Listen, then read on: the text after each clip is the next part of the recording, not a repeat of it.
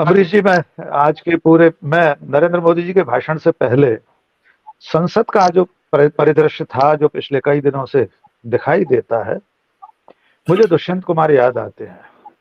कैसे मंजर सामने आने लगे हैं, गाते गाते लोग चिल्लाने लगे हैं, अब तो इस तालाब का पानी बदल दो, ये कमल के फूल कुम्हलाने लगे हैं।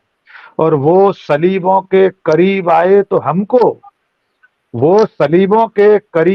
तो हमको कायदे कानून समझाने लगे हैं।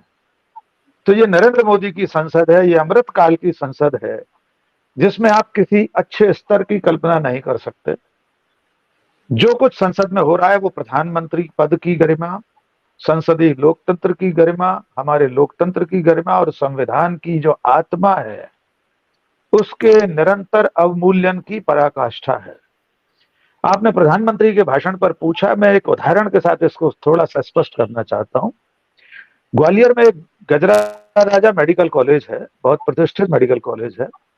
वहां के एनुअल फंक्शन में, वार्षिक उत्सव में, कुछ साल पहले तक, अब मुझे नहीं मालूम होता है कि नहीं, भाषण प्रतियोगिता, एक्सटम्पोर वगैरह होती है। उसमें से एक विशेष प्रतियोगिता होती थी, अम्बरीश जी, शायद हमारे दर्शक भी पहली बार सुन रहे होंगे, उसका नाम था इररिलेवेंट स्पीच कंपटीशन, अनर्गल वक्तृत्व कला की स्पर्धा। उसमें सर ये होता था कि जो विषय होता था उसको छोड़कर, मैं सर, विनोद सर, मैं कोई प्रयास नहीं कर रहा हूं, ऑन रिकॉर्ड बात बता रहा हूं। जीआर मेडिकल कॉलेज ग्वालियर के किसी भी एलुमनाई से पुराने किसी छात्र से पूछ लीजिएगा, उसका नाम था इररिलेवेंट स्पीच कंपटीशन। विषय को छोड़कर वक्ता को, जो भी विद्यार्थी होता था, उसे बोलना होता था उस 5 या 7 मिनट की डिबेट में। और जो सबसे ज्यादा अनर्गल प्रलाप करता था, जो सबसे ज्यादा विषय से हटकर बोलता था, एक वाक्य का दूसरे वाक्य से कोई संबंध नहीं होता था, वो प्रथम आता था।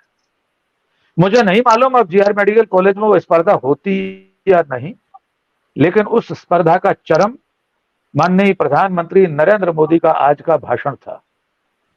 और वे इस प्रतियोगिता में प्रथम आए हैं, प्रथम से भी ऊंचा स्थान प्राप्त किया है। अविश्वास प्रस्ताव हम जानते हैं, उसका केंद्रीय विषय मणिपुर और वहां पर चल रही हिंसा है। 3 महीने से ज्यादा हो चुके हैं, लेकिन प्रधानमंत्री ने 1.25 घंटे से अधिक तक मणिपुर का म उच्चारित नहीं किया। हम और आप सब जैसे लोग सोशल मीडिया पर, ट्विटर पर, फेसबुक पर, मैंने भी लिख दिया था 1.25 घंटे बाद मणिपुर का म कब बोलेंगे। और वे बोले तब जब समस्त विपक्ष बहिर्गमन करके बाहर चला गया। उससे पहले 1.25 घंटे में वे जो कुछ बोल रहे थे वो इतिहास के कूड़ेदान में से कीचड़ उछालने का प्रयास मात्र था। वे जब नेहरू की बात करते हैं, जब वे आजादी की लड़ाई की बात करते हैं, तो वे भूल जाते हैं कि स्वतंत्रता संग्राम में उनके वैचारिक पुरखों का, उनकी मातृ संस्था, उनकी पितृ संस्था राष्ट्रीय स्वयंसेवक संघ का नाखून कटाने का योगदान नहीं था। कल 9 अगस्त था, भारत छोड़ो आंदोलन की याद का दिन। मैं उत्तर प्रदेश में भगवान गौतम बुद्ध की धरती पर सिद्धार्थनगर में था, इसी संबंध में एक आयोजन में। वहां भी मैं यही कहकर आया था कि जब भारत छोड़ो आंदोलन चल रहा था तो राष्ट्रीय स्वयंसेवक संघ और सावरकर की हिंदू महासभा उसके खिलाफ खड़े थे। सावरकर की हिंदू महासभा का कानपुर में अधिवेशन हुआ था भारत छोड़ो आंदोलन के समय, और सावरकर क्या कह रहे थे अम्बरीश जी?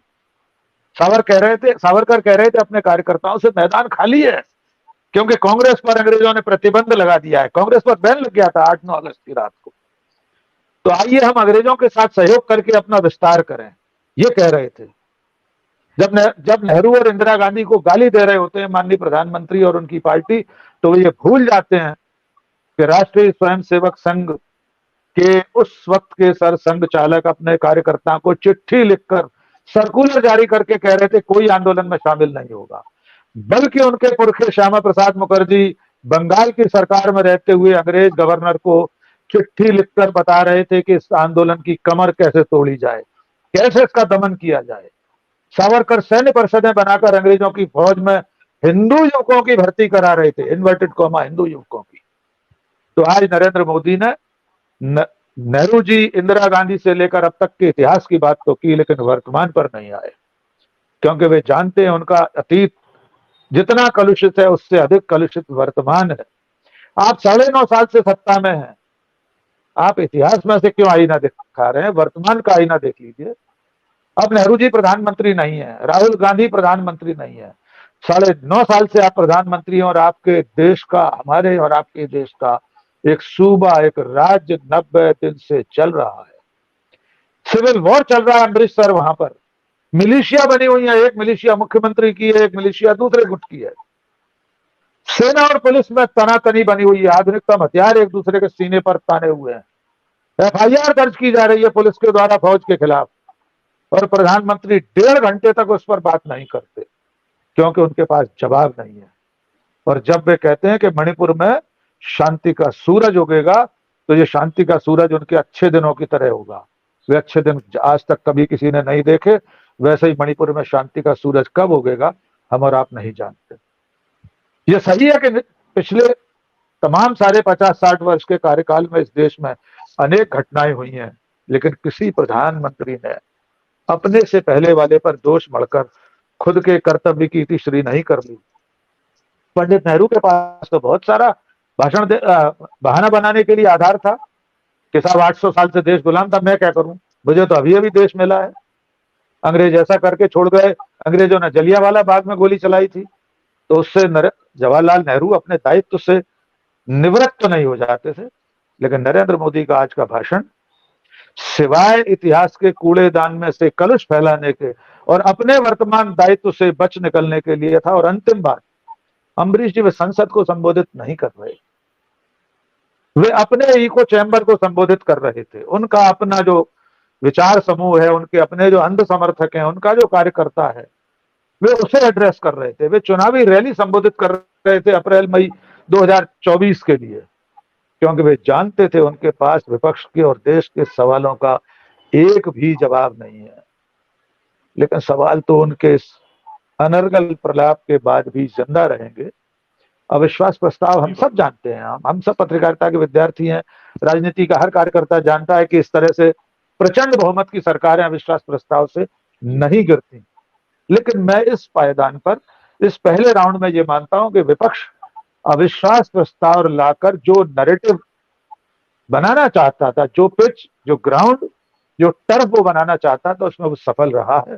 जनता तक ये संदेश गया ही है कि माननीय प्रधानमंत्री के पास देश के सवालों का कोई जवाब नहीं। जी अम्बरीश जी। बिल्कुल।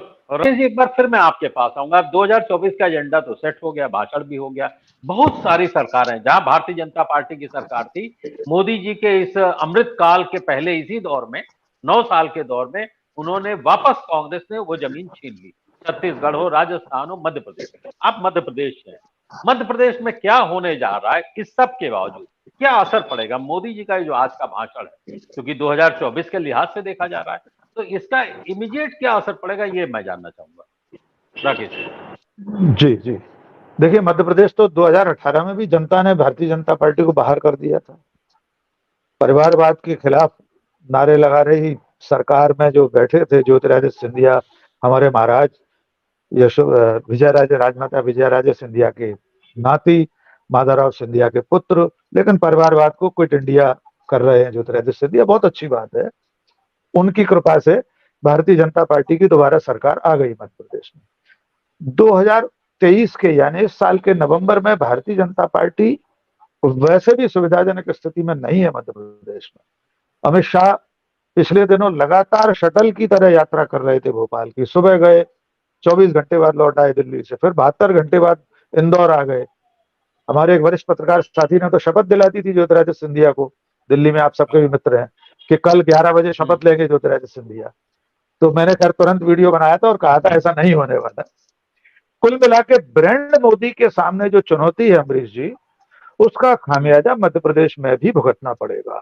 यहाँ जो बैठक हुई थी अमित शाह, जिसमें भूपेंद्र यादव और अश्विनी वैष्णव को लेकर आए थे इंट्रोडक्शन कराने के लिए, उसमें यह तय हुआ था और उससे पहले कि मोदी के नाम पर लड़ा जाएगा चुनाव, क्योंकि शिवराज सिंह चौहान का चेहरा लगातार 4 बार मुख्यमंत्री रहने से लोगों में अलोकप्रिय हो गया है।